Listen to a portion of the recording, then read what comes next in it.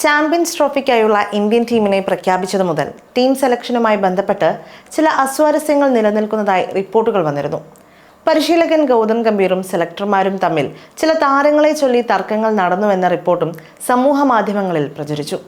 ഇപ്പോഴിത് champions ട്രോഫിക്ക് ദിവസങ്ങൾ മാത്രം ബാക്കി നിൽക്കെ വീണ്ടും ചില അസ്വാരസ്യങ്ങൾ നിലനിൽക്കുന്നുണ്ട് എന്ന് തെളിയിക്കുന്ന റിപ്പോർട്ടുകളാണ് പുറത്തു വന്നിരിക്കുന്നത്. ICC ചാമ്പ്യൻസ് ട്രോഫിക്കായുള്ള ഇന്ത്യൻ ടീം സെലക്ഷനുമായി ബന്ധപ്പെട്ട് ഇന്ത്യൻ ക്രിക്കറ്റ് ടീമിന്റെ മുഖ്യ പരിശീലകനായ ഗൗതം ഗംഭീറും സെലക്ഷൻ കമ്മിറ്റി തലവൻ അജിത് അഗാർക്കറും തമ്മിൽ തർക്കം നടന്നെന്ന റിപ്പോർട്ടുകൾ പുറത്തു വന്നിരിക്കുകയാണ്.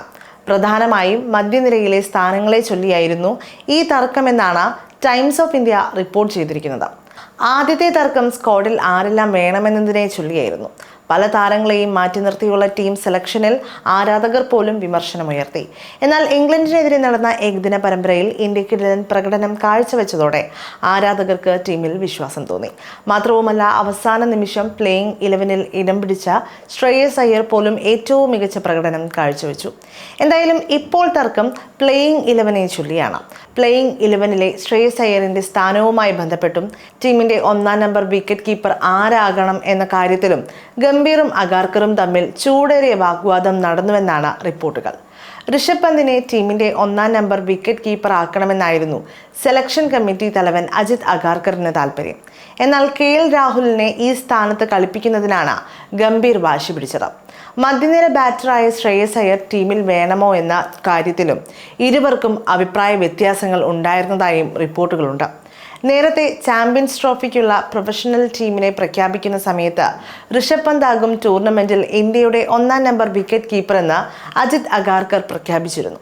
എന്നാൽ ഇതിന് പിന്നാലെ നടന്ന ഇംഗ്ലണ്ട് പരമ്പരയിൽ 3 കളികളിലും പന്തിനെ പുറത്തിരുത്തിയ ഗംഭീർ KL രാഹുലിനെയാണ് വിക്കറ്റ് കീപ്പറായി കളിപ്പിച്ചത്.